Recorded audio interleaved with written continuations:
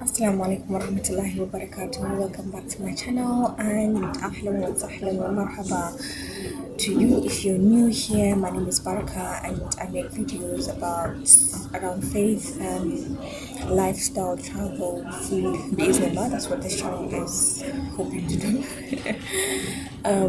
Yeah, and I hope that you use the subscribe button and stay with me, inshallah. If you hear any voice in the background, it's because I am in public as always. Most of my videos will come from me in public.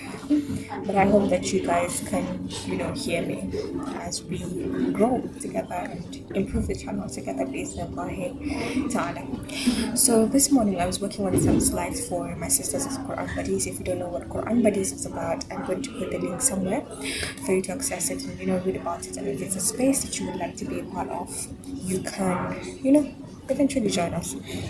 But yeah, I was working around some slides for them and I came across a verse that talks about how the Prophet ﷺ wondered when people mocked him. It says, بَلْ عَجِبْتَ وَيَسْخُرُونَ, I think in Surah As-Saff also.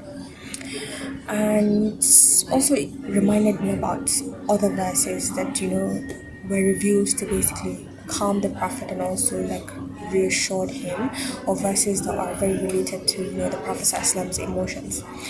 And it made me think about people who say words don't get to me, and my hijab is gonna fall off a lot because I forgot to pin it.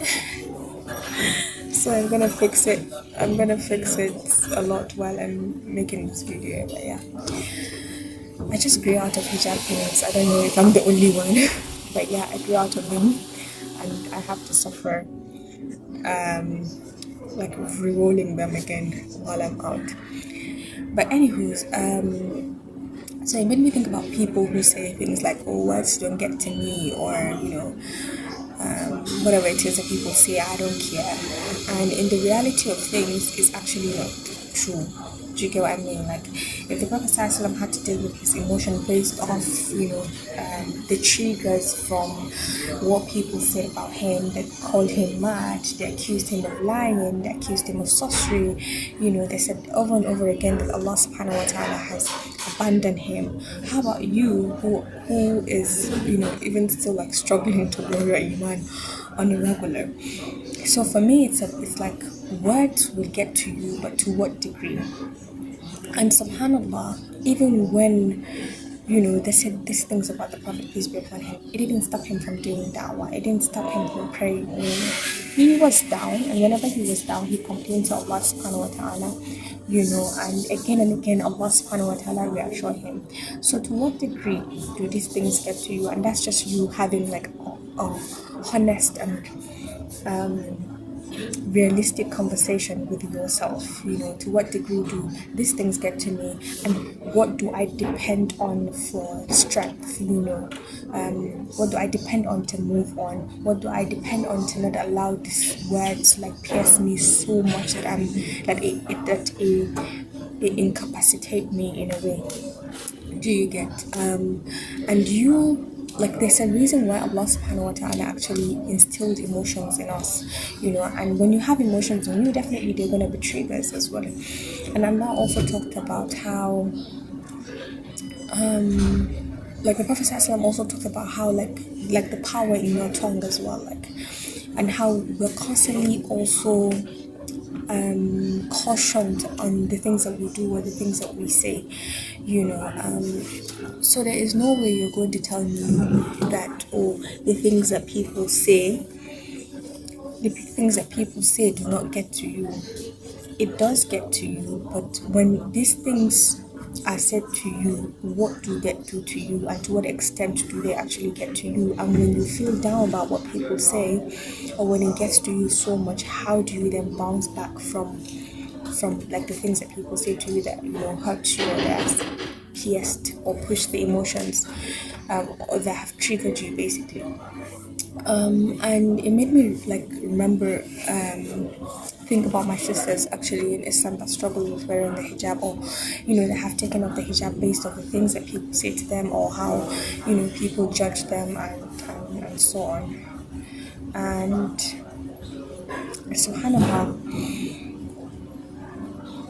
I don't think that it's ever gonna stop. I don't think that it's ever gonna be a time where people would say, you know what, this is Islam, I've accepted it, we accept it with our hearts, and for that reason we're going to stop saying things. People would always say things, but let it not get to the point where it makes you do the things that would make you disobey Allah subhanahu wa ta'ala. Let you not get yourself to that point where you disobey Allah subhanahu wa ta'ala based off what people say. I think for me, the take home from this would be that we're humans, and it means that as much as we're strong, we're also weak.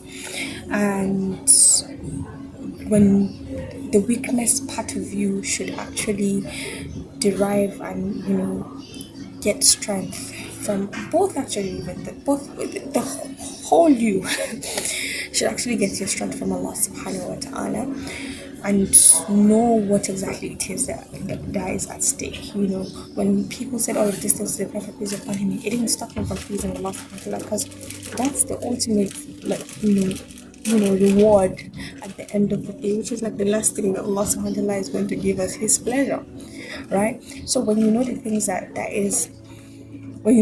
are at stake, it's gonna be a lot easier for you to carry on, if you know what I mean.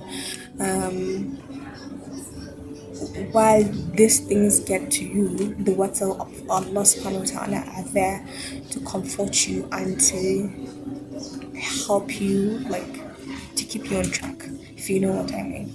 So yeah, this is just me saying, let's sit with ourselves and ask ourselves where we are at, and have honest conversations with ourselves. Have honest conversations with yourself, as opposed to just trying to use the tools that the world has equipped you with, in a way, thereby accumulating these things as opposed to dealing with them straight on. I feel like when you're constantly pretending that all these things don't get to me, they settle somewhere, as opposed to having that conversation with yourself and saying, you know what, yeah, that person said so and so, but my Rob said so and so about me, or what can I improve on if they're actually saying something true about you. So yeah, those were my thoughts, and hopefully it helps someone out there, inshallah. If you have not subscribed, please take your time to subscribe, or do it now. There's nothing like taking your time, just do it now. And I'll see you guys, inshallah. Jazakallah khair for watching. I'll see you guys, inshallah, in my next video. Assalamu alaikum.